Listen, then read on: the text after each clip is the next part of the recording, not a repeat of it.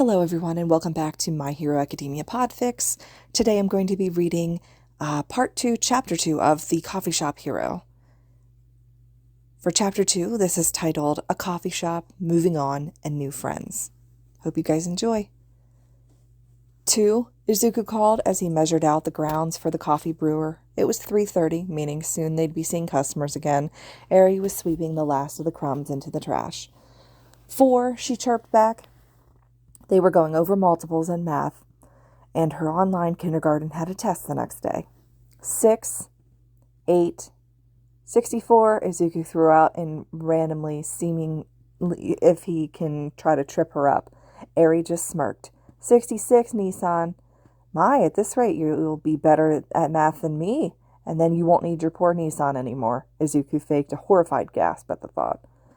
No, don't worry, Nissan. I'll always need you, and I'll stay here forever and ever. You mean it? You'll always stay with your lame brother? Izuku asked. Uh-huh. After all, somebody has to look after you in your old age, she said cheekily, ruining the moment. That was one thing Eri was beginning to pick up on from their more trendy customers. Read hooligan teens, in Izuku's opinion. Sass.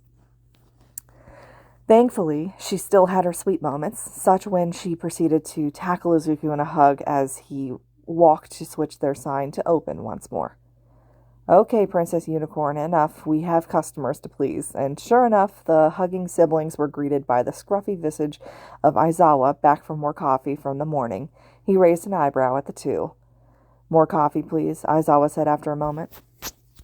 Shota had been enjoying his coffee and cookies, and how did they taste so good? Normally he hated sweets because they were a waste of time in the teacher's lounge. Technically, classes wouldn't start till next week, but the staff had a week of meetings and preparations, so here he was feeling alive for once, and all because of Midoriya's coffee and pastries. What really got him, though, was the casual note from the boy running the counter about his hero identity.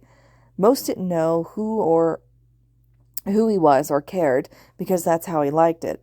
Already the man combed through the students' profiles to see any matching his description. That would at least give some excuse for the recognition, seeing as Aizawa helped run the exams, to no avail. Perhaps the boy had a sibling in the school, though Aizawa wondered about the kid, as he seemed more comfortable than the average worker. Perhaps the owner's son? That's how Nomuri found him. My, Shota, I see you've tried some of Izuku-kun's coffee. And are those Eri-chan's cookies? Nomuri squealed. So that's their names. They look like siblings. Does their family own the shop? He asked. Nomuri seemed to sober up, if only for a moment. Oh, that. Well, Izuku's the owner. Actually, his mother passed away a few months ago, so now it's just him and his little sister. She's around 5, I think. Wait, how old is he? He looked young, and you can't own a business before you're 16 in Japan, Aizawa pointed out. Huh, well, he's 14. Normally you'd be right, but... Nomuri trailed off. Aizawa raised an eyebrow. But what? He's quirkless. Silence loomed uncomfortably between the two before Aizawa snorted. Of course those stupid laws would make it possible. Glad to see they're doing something right. I assume he somehow got the permit to raise his sister as well, since she lives there. Nomuri shrugged, but that doesn't answer how he recognized my hero persona out of all people. Izuku does something with analysis. I've walked in on him after the afternoon closed down to see him muttering about a hero or whatever. He always puts down his notes and puts them away before I can get a real look at him, though. It must be his embarrassing hobby. They're very detailed mutterings, too. That sparked suspicion in Aizawa's mind. What teenager, a non-heroics one at that, would want with such detailed information? It sounded like the boy wasn't going on to do anything but make coffee. Mind made up, Shota Aizawa went from, I'll casually visit to figure out this puzzle, to I'm officially stalking the problem villain informant. That's how he ended up at Midoriya's Coffee and Pastries just as it opened, staring at the admittedly cute duo that greeted him. More coffee, please, he finally said. Watching as a razorhead, Shota Aizawa, the man insisted after Eri started chatting to him, drank his 3rd cup of coffee while munching on more cookies, staring at Izuku the whole time, unsettled the young business owner. What could Aizawa want? Izuku wondered. While they did have some customers take up a table for long stretches of time while working on projects or waiting for bad weather to pass, but Aizawa sat facing him without any work in front of him, and it was a brisk but beautiful late September day. There was no reason for him to be here. Of course, Izuku didn't dare say anything. He was too good of a host for that, and Eri seemed to like him. Despite being young, for her experiences had made her a more excellent judge of character, though if Aizawa was plotting something bad, Izuku would ruin him like he ruined Chisaki Kai. Watching that arrest on the nightly news 3 weeks ago was the highlight of his life. He still had it recorded for particularly bad days. Finally, after the gruff man consumed 5 cups, he came up to Izuku once more. "Restroom," he demanded, making Izuku smile, slightly twitch. The only one they had was in the apartment. Seeing as most customers didn't stay long enough to need to relieve themselves, Izuku was about to suggest going to their neighbor, a rather nice small grocer, who had a customer restroom, when Eri, bless her heart, but sometimes he wondered what went through her head, piped up. "Aizawa-san, you can use ours, and I can show you my stuffed animal collection." She dragged Aizawa away before Izuku could even protest, though he did call out to them with a warning. 10 minutes, Eri. 1 second longer, and I'll drag you both down myself." Her disbelieved giggle ruined the image. Thankfully, his security camera installed on his laptop on the table would give him plenty of a vantage point to keep watch on things. He wouldn't want the man to start snooping through his files or his mother's things. Hopefully, Eri would distract him the entire time with her dozens of stuffed animals on the couch. Courtesy of Izuku, he couldn't resist buying her a new one each time they went shopping. It was now sort of a tradition between the two, for him to get too curious. Aizawa felt awkward as he washed his hands in the animal-themed restroom and shivered as his hands dried on a unicorn hand towel. Eri had proudly told him that Izuku let her redecorate it in June, and he continued around the cozy kitchenette and living room. Why was the brown couch covered in animals that seemed to pierce your soul again? The pro-hero gained one key insight on the target of his mini-investigation. The kid was wrapped around his sister's thumb. A nice laptop sat on the table with papers for elementary students piled close. However, under the laptop sat notebooks, one open showing a detailed report on Midnight's quirk. "Oh, that's Nissan's work," Eri piped up. Aizawa shot his head to meet her eyes. She eeped and looked away. "It's a secret, though, something online. You can't tell anyone, okay?" "Okay, sure. Let's get you back down, all right?" he asked, letting the 5-year-old skip down the stairs, happily telling him about her elephant animal and how it didn't get along with her cat one, so she had to keep them super far apart or something. God, was Aizawa glad he didn't have kids. Izuku met his even gaze, nodding goodbye when Aizawa shuffled out the door. He couldn't shake the feeling that letting Eri be the one to take him upstairs would lead to a headache. Now, though, he had to focus on thinking up ways for Midnight to improve her quirk. He had to drop off the analysis this weekend. The week was a rather intense one for Shota. He was convinced that Midoriya was a puzzle he wished to solve, and some signs pointed to him being involved with something shady. He left late at night, sometimes with files, losing Aizawa of all people in the alleyways, and returned later empty-handed. He would mutter about a hero, villain, or random quirk. Hell, yesterday Aizawa heard him rant to himself about traffic patterns in high villain areas, of all things, in details only seen in professionals like Takeru or Nezu. However, the kid was kind, polite, and always helped others. In his investigation, or mini-stalking, Izuku had helped 5 children find their parents, 6 elderly people carry groceries, and gave a full meal to a homeless man that collapsed outside the shop.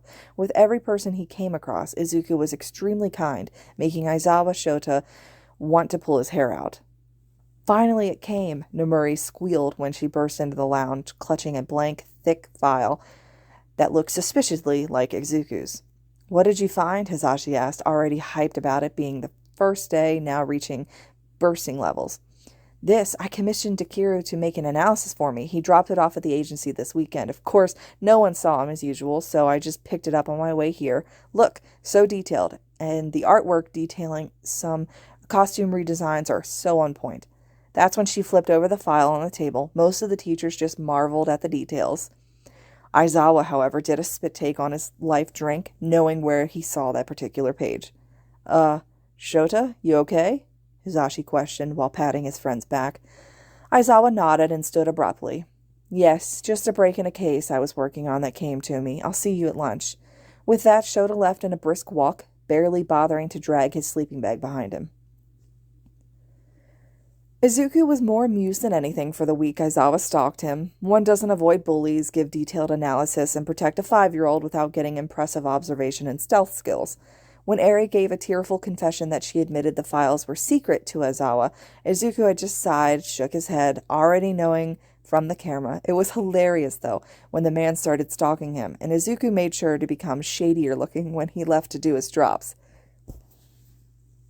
He had to get entertainment somehow, and the man did bring it on himself. So when Aizawa came in looking like death run over, yet triumphant after the first day of school, Kirishima was already planning on coming for dinner to celebrate. Izuku kept his face impassive. The shop was empty due to a villain attack at the station earlier, making many people hurry home while cleanup ensued. Even Tanakijiji called to say he wouldn't be in at 6 p.m. for his herbal tea. You're Dekuru. Aizawa pointed an accusatory finger at him. Izuku gave a closed-eyed smile and held up an already made cup. Coffee, Aizawa-san? Problem child, the source of Izuku's headache and fun, said once they were sat. Outside it began pouring, and Izuku sent Eri up to get ahead on her schoolwork and play. She didn't try to convince him to let her stay after he gave her the look. Yes, Aizawa-san?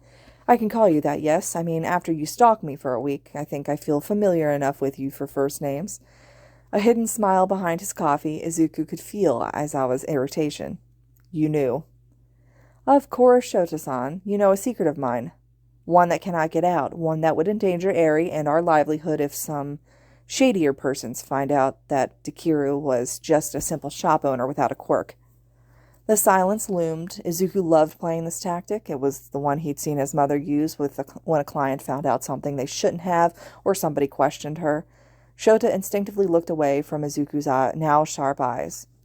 So now that you know about my side business, what will you do? I want to help.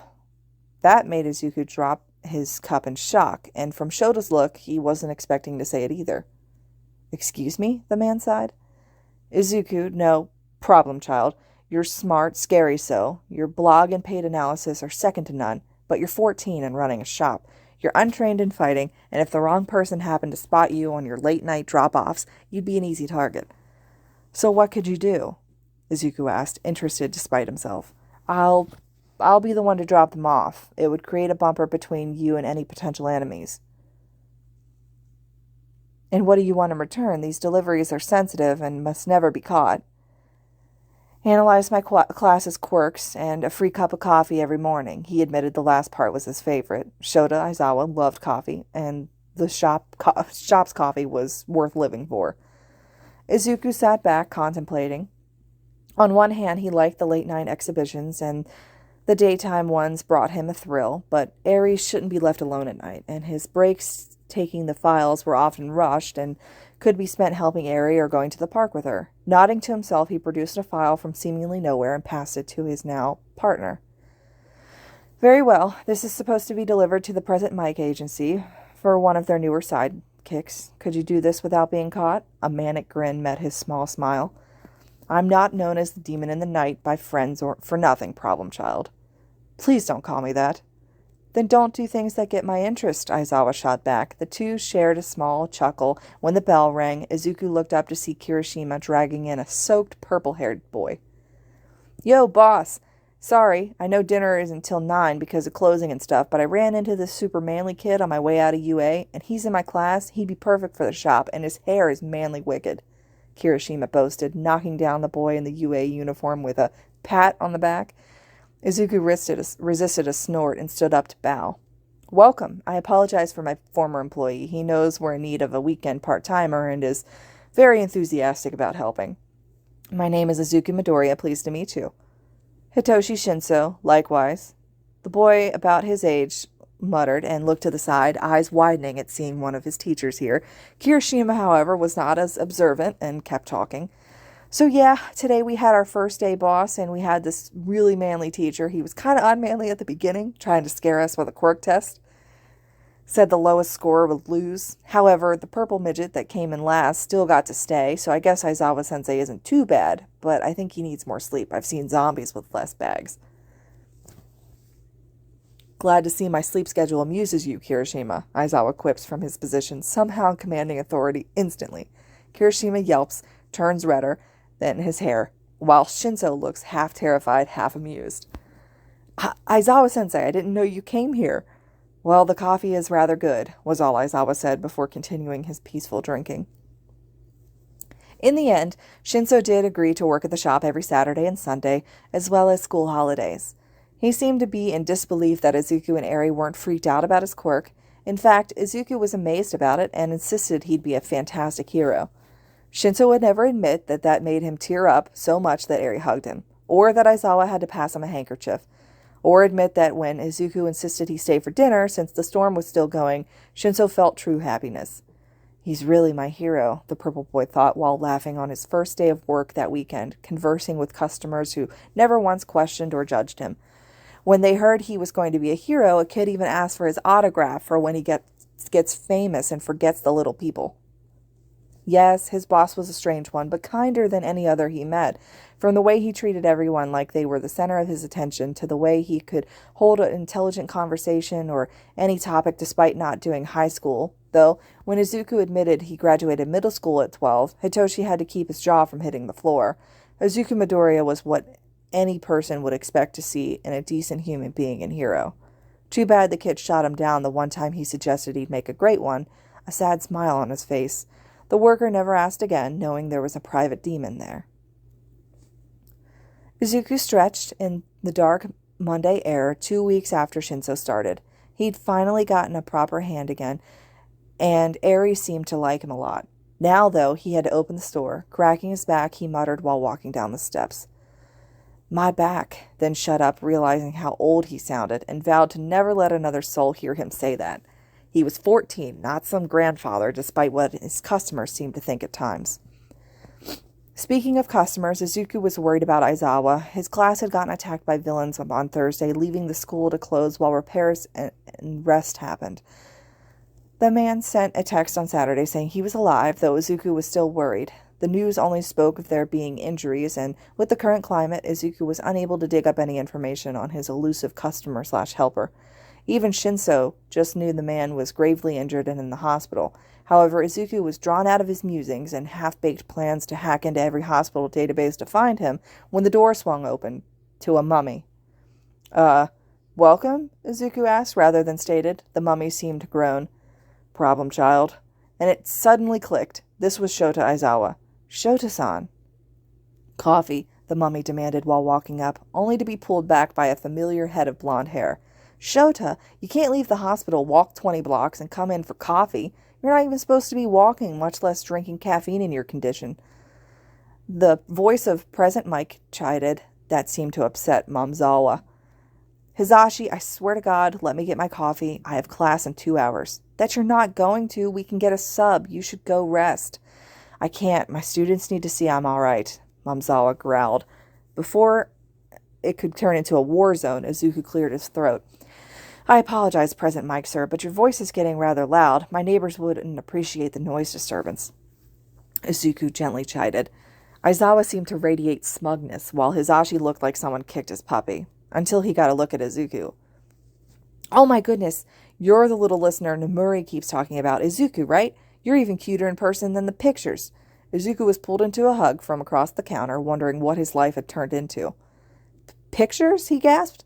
Stuttering due to a lack of air, Hizashi clamped up at that and chuckled nervously. While he was distracted, Izuku passed Momzawa his coffee, nodding as the man silently swayed out the shop and toward the school, not bothering to say that he gave him decaf just in case it did interfere with his medication.